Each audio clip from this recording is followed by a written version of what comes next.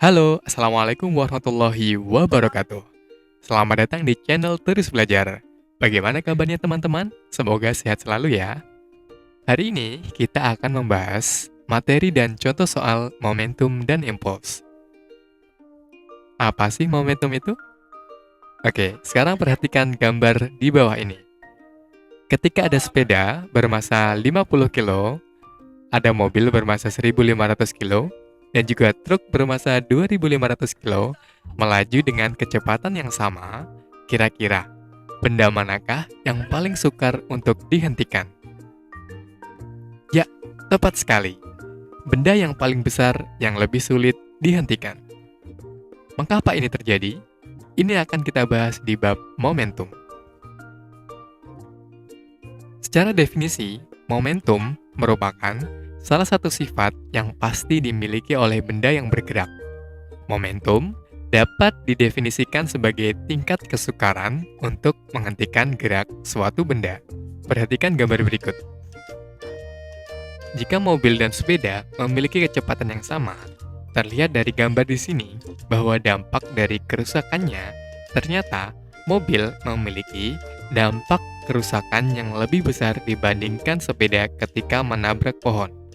Hal ini membuktikan bahwa mobil yang massanya lebih besar daripada sepeda akan menyebabkan gerak benda tersebut sulit dihentikan, sehingga dapat disimpulkan bahwa momentum sebanding dengan massa suatu benda.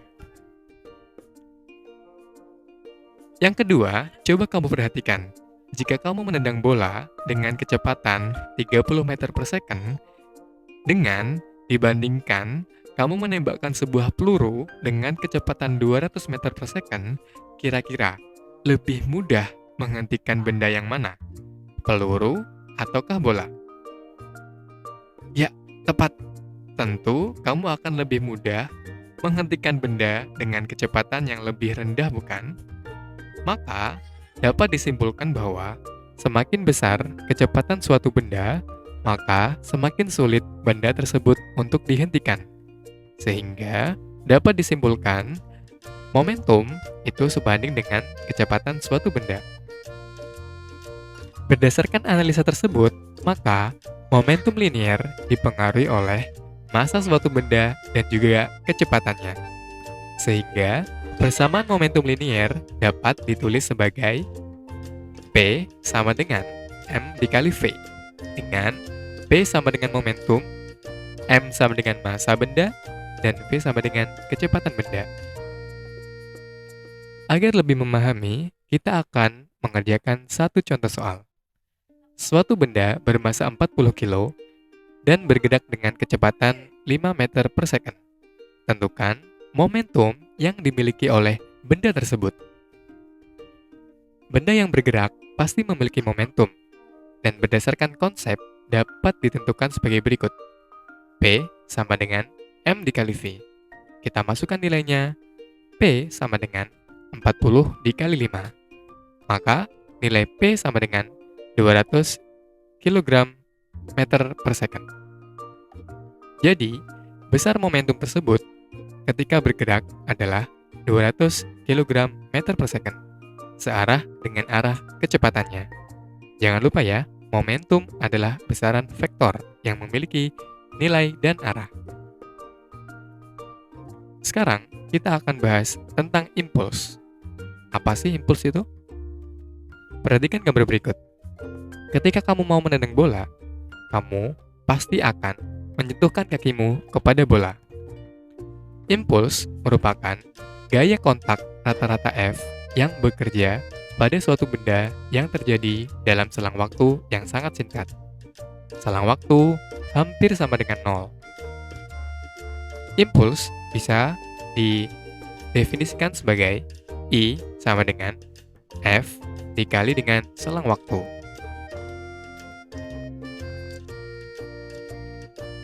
Perhatikan gambar berikut. Pada bola, diberikan gaya sentuh F dengan selang waktu delta T yang sangat singkat, sehingga menghasilkan efek pada bola tersebut yang semakin besar. Sehingga, gaya itu sebanding dengan impuls. Dan gaya berbanding terbalik dengan delta T atau selang waktu. Sehingga gaya sama dengan impuls dibagi dengan delta T.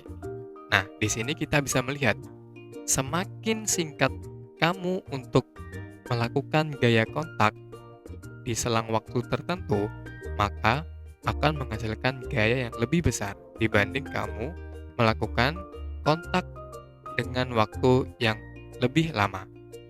Sehingga kita bisa merubah persamaan F sama dengan I per T ini menjadi I sama dengan F dikali delta T. Untuk lebih memahaminya, mari kita kerjakan contoh soal. Seorang pemain sepak bola melakukan tendangan terhadap bola dengan gaya sebesar 20 Newton. Apabila waktu sentuh antara kaki dan bola adalah 0,01 second, tentukan besar impuls yang terjadi pada bola tersebut.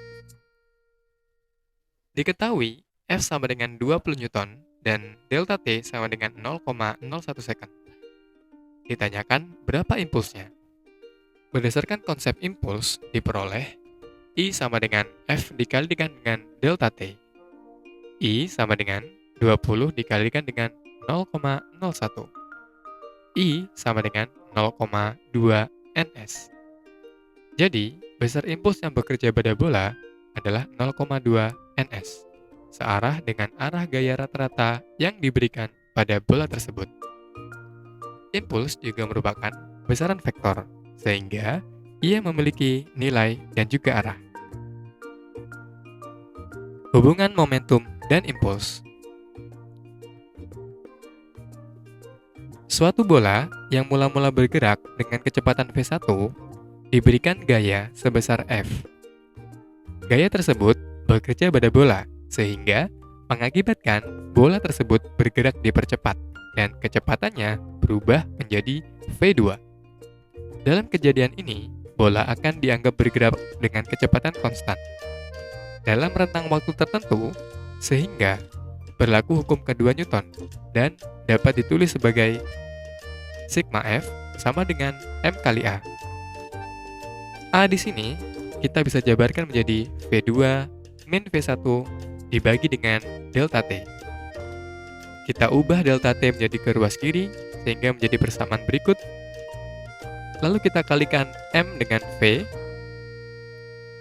Dan mungkin kamu masih ingat bahwa F kali delta T sama dengan impuls. Dan M dikali V sama dengan momentum. Sehingga kita bisa menulis persamaannya dengan I sama dengan P2 dikurangi P1. Maka, hubungan momentum dan impuls adalah impuls sama dengan perubahan momentum. Agar lebih memahaminya, kita akan mengerjakan contoh soal. Bola kasti bermasa 150 gram bergerak dengan kecepatan 10 meter per second ke dinding dengan arah tegak lurus. Bola kasti menumbuk dinding selama 0,05 second. Bola kasti dipantulkan kembali dengan kecepatan 8 meter per second. Tentukan besarnya gaya kontak antara bola dan juga dinding. Kita tulis besaran-besaran yang telah diketahui terlebih dahulu. Massa akan kita ubah menjadi kilogram, 0,15 kilogram. Kecepatan awal 10 meter per second. Dan kecepatan setelah dipantulkan, V aksen sama dengan negatif 8 meter per second. Negatif di sini berarti arahnya bergerak ke arah kiri. Dan selang waktunya adalah 0,05 second. Ditanya, gaya kontak antara bola dan juga dinding. Berdasarkan konsep hubungan antara impuls dan momentum, diperoleh impuls sama dengan P2 dikurangi dengan P1. Kita jabarkan, P2 sama dengan M dikali V2, P1 sama dengan negatif M dikali V1. Untuk V2 dan V1 akan kita ubah menjadi V untuk V1 dan V aksen untuk V2, sehingga menjadi I sama dengan M dikali negatif V aksen dikurangi M dikali V. Kita masukkan nilainya. dan menjadi F sama dengan F dikali dengan delta T sama dengan 0,15 dikurangi 8 dikurangi 0,15 dikali dengan 10. F dikali 0,05 sama dengan negatif 1,2 negatif 1,5. F dikali 0,05 sama dengan negatif 2,7. F sama dengan negatif 2,7 dibagi 0,05. Maka, gaya kontaknya adalah negatif 54 Newton dengan arah ke kiri. Hukum kekekalan momentum linear. Jika terdapat dua benda yang bertumbukan, maka akan mempengaruhi pergerakan kedua benda tersebut setelah bertumbukan. Di sini berlaku hukum Newton yang ketiga, F aksi sama dengan negatif F reaksi, di mana F di sini dilambangkan dengan FAB sama dengan negatif FBA.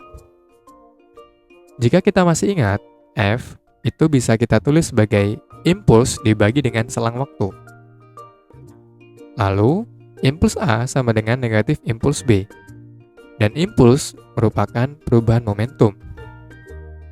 Perubahan momentum kita tulis sebagai P aksen A negatif PA sama dengan negatif P aksen B negatif PA. PB ya itu ya. Sehingga kita jabarkan momentum adalah M kali V. Kita kelompokkan MA PA plus MB VB sama dengan MA V aksen A plus MB V aksen B. Lalu kita ubah menjadi momentum kembali. PA plus PB sama dengan P aksen A plus P aksen B.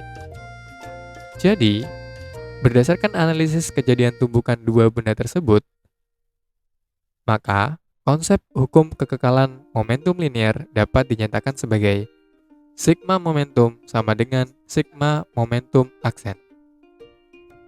Dalam peristiwa tumbukan sentral, momentum total sistem sesaat sebelum tumbukan sama dengan momentum total sistem sesaat setelah tumbukan, asal tidak ada gaya luar yang bekerja pada sistem tersebut. Bagaimana? Sudah paham tentang materi momentum dan impuls? Jangan lupa like, komen, dan subscribe jika ini bermanfaat. See you in the next video. Terima kasih. Assalamualaikum warahmatullahi wabarakatuh.